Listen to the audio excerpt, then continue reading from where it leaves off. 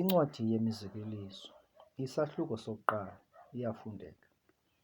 Imizekeliso kaSolomoni unyana kaDavide, ukumkani wamaSirayeli, yokuba kwaziwe ubulumko noqeqesho, yokuba kuqondwe iintetho zengqondo, yokuba kwamkelwe uqeqesho lwengqiqo, ubulumko nesiko nokuthetyelwa, yokuba izidenge zinikwe ubuqili, ulutsha lunikwe ukwazi nokungqangileyo, ukuze eve osisilumko aqokele afunde, oqondayo azuze amacebo obulumko, yokuba kuqondwe umzekeliso nezafobe zokuthetha, amazwi ezilumko nezintsokotha zazo.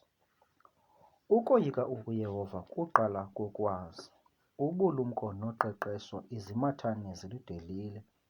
Nyana wam, yiva uqeqesho lukayihlo, ungawulahli umyalelo kanyoko, kuba ezo zinto zisangqawe esihle entlokweni yakho, nezambalo emqaleni wakho. Nyana wam, ukuba aboni bathe bakuhenda, uze ungavumi ke. Ukuba bathe hamba nathi, masilalele igazi, masibalalele abamsulwa bengenatyala, masibaginye njengabafileyo behleli, begqibelele njengabahle baye emadini. Sofumana ubuncwane obunqabileyo, sozalisa izindlu zethu ngamaxhoba.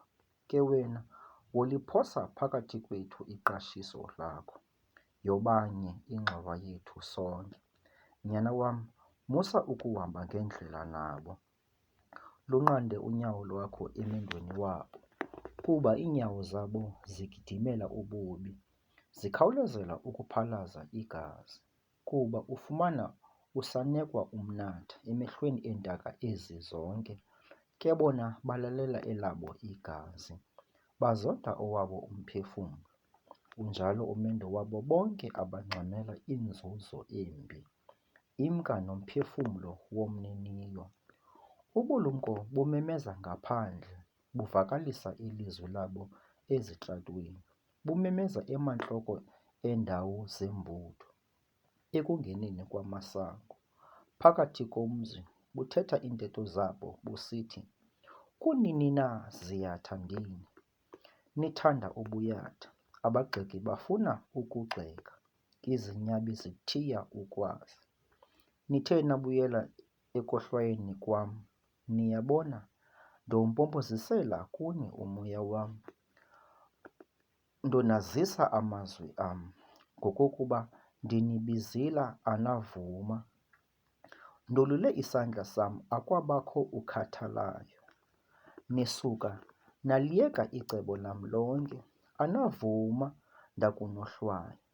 Nam ke ndonihleka ekusindekeni kwenu, ndoculela ekufeni kokunkantyiswa kwenu, ekufikeni kokunkantyiswa kwenu nje ngesithonga, ekuzeni kokusindeka kwenu njengesaqhwithi, ekufikelweni kwenu yimbandezelo nenkcitheko.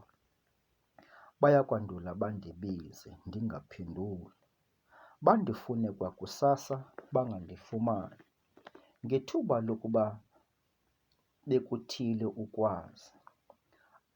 Abakunyula ukoyika uYehova, abalivuma icebo lam, basigiba sonke isohlwayo sam. Bayakudla ke isiqhamo sendlela yabo, bahluthe ngamacebo abo, kuba ukuphamba kweziyatha kuyazibulala, nobungqobo bezinyabi buyazitshabalalisa. Ke yena ondivayo uhleli ekholosile, wonwabile ekunkantyisweni kokubi.